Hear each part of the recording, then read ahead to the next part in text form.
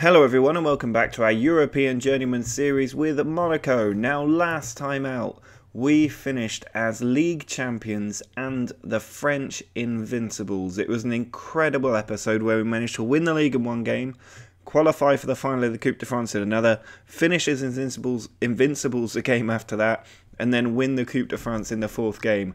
The fifth game, finishing all of this off, is the Champions League final against Paris Saint-Germain, our arch nemesis in the French league, who we finally, after 9 years, overcame to win the title. 4 points clear of them. They still got 94 points. That is how strong a team they are, but we were just stronger. We were absolutely incredible.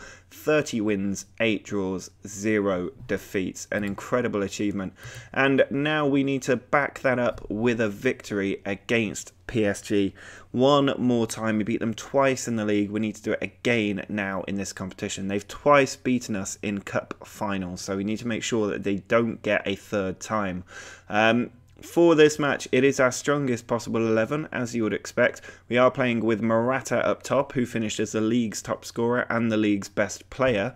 Hazard is on the left, Bernardo Silva on the right, Pineda, Cook and Kranovita in midfield, with Zeka, Pereira, Nikitovic and Fabinho, the back four, Nezovic in goal. The team not 100% fresh, which is the first time I think I've ever been in a Champions League final and not had a 100% fresh team, but that's because the Coupe de France has a strange fixture system in my opinion, playing in midweek as a national cup competition.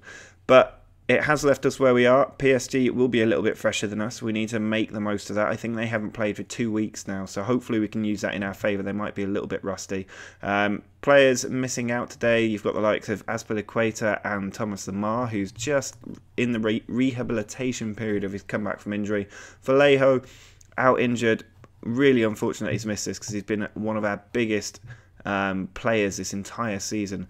Mifsud, backup goalkeeper Soufashe also injured, and another backup goalkeeper injured as well, which means that we've got our fourth choice goalkeeper on the bench for the Champions League final. But Nezovic did win goalkeeper of the year, so he is the best goalkeeper in France, and now we should be able to beat PSG. Well, here is how PSG are lining up for this match. You've got Kalichi Iheanacho up front, a real danger man. They've also got Icardi on the bench if they need him. Pulisic, who if you watched our Newcastle save, you'll know just how good he is on the left. Mesut Ozil in the middle. Berardi on the right.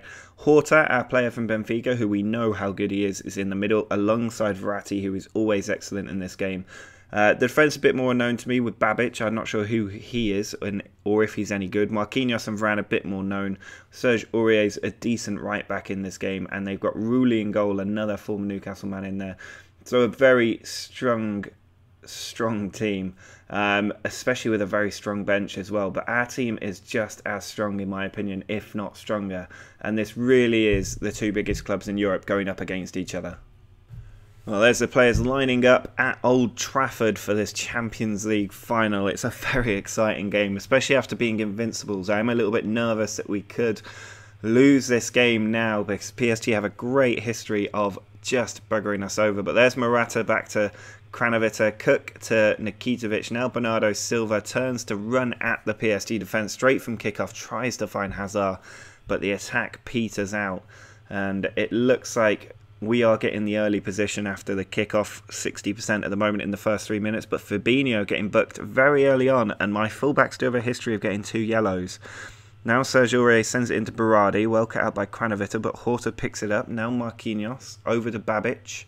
He plays it forward to Ozil, who brings it down well, slips it in for Pulisic, in on goal, well saved, but Iheanacho puts it in. The flag is up, it is not going to count. We got away with that one. There was a bit of a lucky deflection in there, so maybe justice done that it didn't go down as a goal. But an early warning strike from PSG. There's the ball sent forward, won by Pereira. Zeka onto Hazard, cutting in from the left side. He tries to play it over the top. He's found Morata in on goal, but straight at Rulli. That was a very good chance for a player who's got 40 goals this season, but he couldn't find the bottom corner. But both sides having early chances in this final. Iheanacho's injured. That is always good if our opposition are getting injuries left, right and centre. Another coming together, Nikitovic gets a booking this time. I am a little bit nervous about him playing in centre-back, and getting a yellow card won't make me feel any better. Couple of yellow cards already for us. PSG do not have one yet, but we are having the possession. We're just not getting the shots off as Babic sends the ball in. Iheanacho has it. It deflects to Berardi, and he's put it wide. I thought that was a certain goal, but it just flashes wide of the post. I am concerned that we've only had 2 shots in this game. We really normally have a lot more than that at this point, and we haven't really been at the top of our form recently. We have won quite a few games in a row, but it's sort of by the odd goal rather than the convincing run of forms that we've had earlier in the season. We're approaching half-time now, still 0-0. I'm not looking to change anything, but I am wary of 3 players on yellow cards in a final, especially in defensive positions. I'm going to tell the players I'm not happy with them. It will fire them up. I know that against PSG.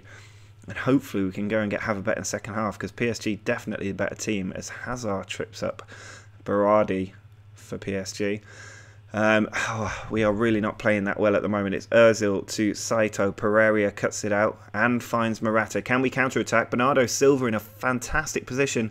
Pulls it inside to Lewis Cook. Ball onto Morata. And Morata has done it. We are not the better team in this game whatsoever. But Alvaro Morata, the man who's made all the difference this season, has scored an excellent, excellent goal.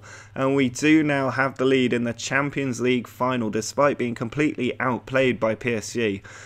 Certainly in the stats, we are now ahead with 35 minutes to go. I'm not going to go defensive just yet. The game just hates it when you do that, in my experience, and they will always punish you for it. So I'm going to hang on as we are for now, just looking at which players are struggling. And you've got Bernardo Silva and Hazard not playing that well. Pineda in midfield is coming out on a 6.6. He is not doing well, and Castellano is a very good player, so I'd rather he was in the team. A little bit worried about our defence at the moment, but I think they will hold up. They're all above a 7 rating, and soon I am going to drop to defensive. I'm going to do that now. 15 minutes from the Champions League trophy. Lewis Cook's coming off because he is struggling. What do I want to... no, I'm going to take off Bernardo Silva, a bit of a risky one, but I want Mbappe to run at them. Lewis Cook playing too well to take off, I think, even if he's tired. Horta getting booked for PSG, the first PSG booking. Just 10 minutes left for us to grind out, and I think it's going to be Zeka coming off. I'm always wary on a 7-0. That is a dangerous score. 6.9 in my defence. I'd be terrified. So he's going to come off anyway. And Djibril Sidibe, who's been brilliant this season, is coming on now. There's a highlight with 10 minutes to go. It's Horta on the ball. Playing out wide. Sidibe getting a tackle in, but not winning the ball well enough. Felipe Anderson over to Horta. Ball spread wide to Serge Aurier. He puts the cross in. Pulisic has hit the post. And Nikitovic, of all people, gets it away. The man who's had to step in for Vallejo has just surely saved a goal there from Pulisic. That was really heart in the throat moments there. 5 minutes left for us to desperately hang on against a PSG team that have been battering on our door in a way that no other team has. But we are 10 seconds from the Champions League title, the invincible season.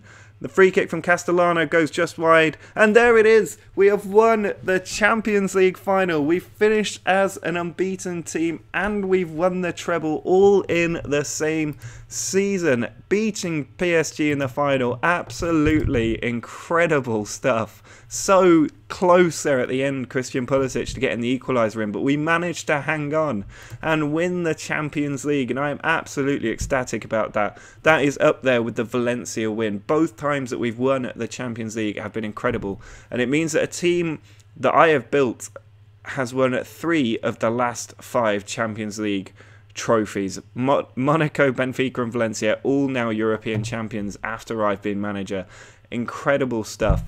That really was just a brilliant way to end. I was absolutely just sure that we were going to lose that after the invincible season, and I'm very, very happy that we've managed to do the business and get there. We get a bit of cash, £13.5 million, not bad. The fans are worshipping me. The board are over the moon. They've never won the Champions League, Monaco, so actually managing to do it is incredibly good stuff. Morata, the man with the goal when we needed it. We get £20 million of TV money. 15 million of that goes straight back to the players who have earned every penny, in my opinion. We're the biggest overachievers, and that is not a surprise. Now let's have a quick look at the competition screen, because it makes for beautiful reading. Winning the league, 98% board confidence. Winning the Champions League, 98% board confidence. Winning the Coupe de France, 62% confidence. The Trophée de Champion, just 55%. Just this game with PSG. Had we won that final then, we would have won every single trophy on the cards for us. Absolutely great stuff. Now the big question now is, what do we do next season? Because we've won everything now except for the Coupe de la Ligue, and I'm not sure the League Cup is a big enough draw to keep me here. What might keep me here is a European Super Cup and a Club World Cup. So I don't think that I'm going to resign from Monaco. I'm going to stay here. But if a job that interests me, and I mean really interests me, does come up because of the World Cup, I am going to take it. That is a fair warning to all of you out there. Let me know in the comments what you do think, though. I won't make a decision for at least until tomorrow, when tomorrow's episode comes out. So you'll have time after this video goes up to let me know what you think. But I think if we have a look at the staff screen and the job security screen, there's not an awful lot going. Schalke and Werder Bremen, though, two interesting options. Schalke certainly an interesting option. They've been all over the place recently. 16th, 6th and 8th. Not brilliant. They've got Bentaleb and Stark in their team.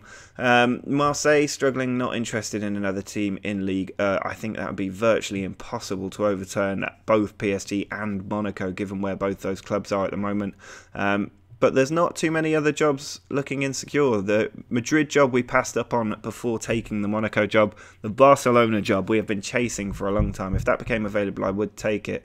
But I still would really like to build a team that's formerly great, not currently great. So I'm thinking the likes of Milan, Napoli, Palermo would be interesting, or the likes of Leverkusen would definitely interest me if that became available. I'm definitely looking at teams like that rather than the Barcelonas. But if a job like Barcelona does come up because of the movements in the World Cup, I will take it. So yeah, it's going to be interesting. I wouldn't mind a third season at Monaco because we've got the best team in the game. No doubt about that now that they're European champions, league champions, invincibles, and treble winners. That is everything you could possibly ask for.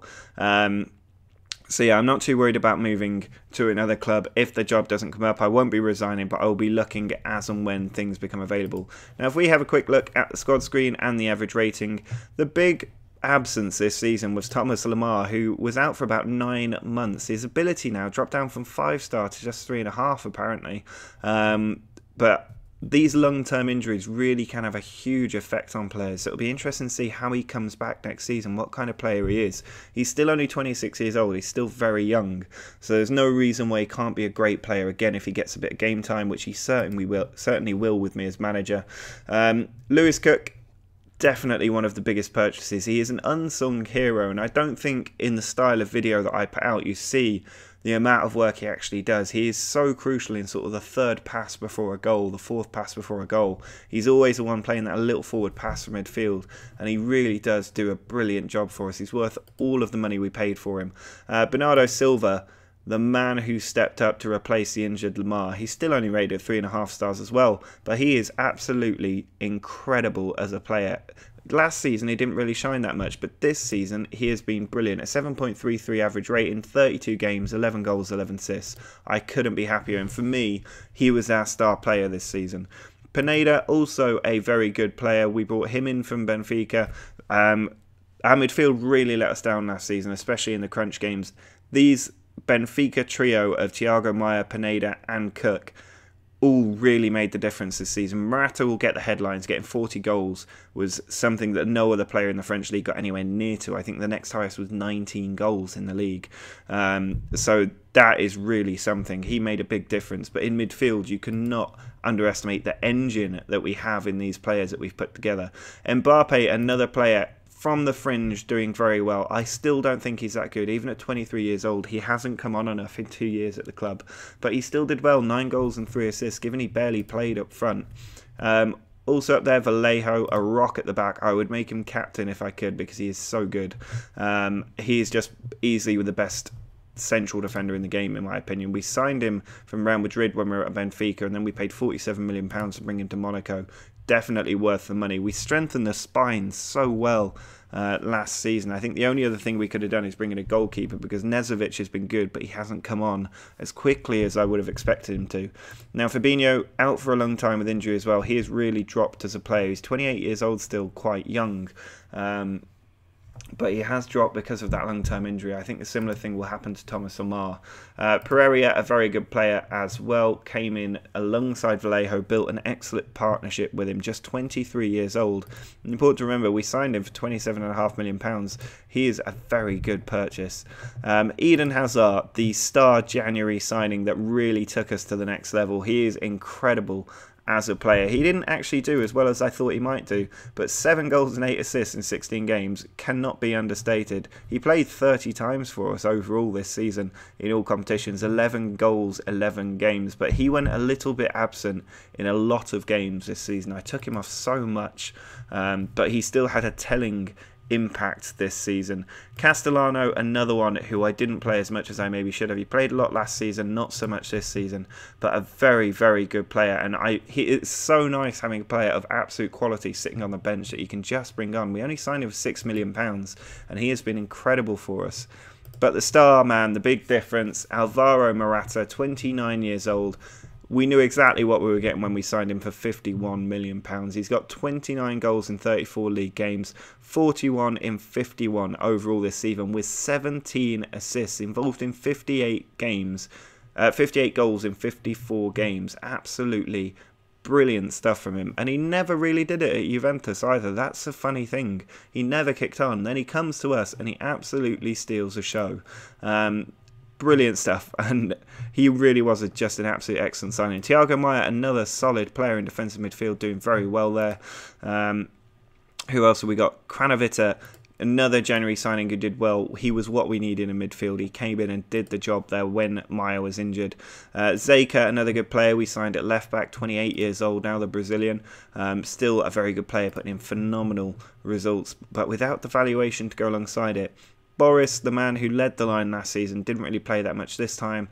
Still got incredible finishing, which is why he will always be in the team, but he really didn't do as well as I would have expected, and it's the assists that really let him down. He does not have the stats to provide assists in the way that Morata did, getting 17.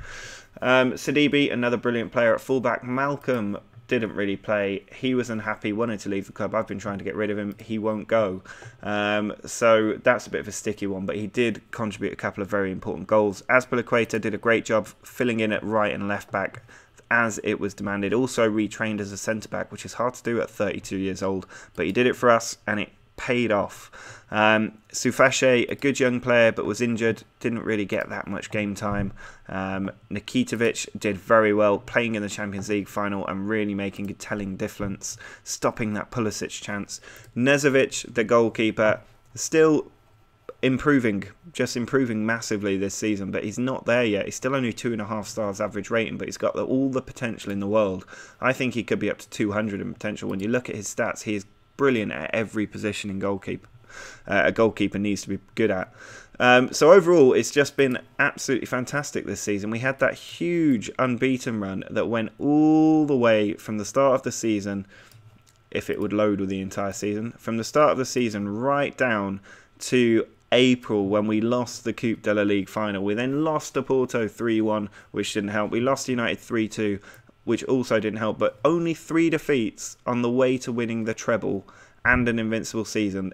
Absolutely brilliant. I cannot get my head around how big an achievement this is. But that is going to be it for this episode. I'm not sure there's anything else worth taking a big look at. But let me know in the comments if you want me to show you anything in the next episode, which will be a pre-season either at Monaco or another club, depending on where we end up going. So drop a like on the video if you've enjoyed the Invincible season, the Champions League winning season, the treble season. And subscribe if you want to see what happens next. Where do we go from here? But until next time, see ya.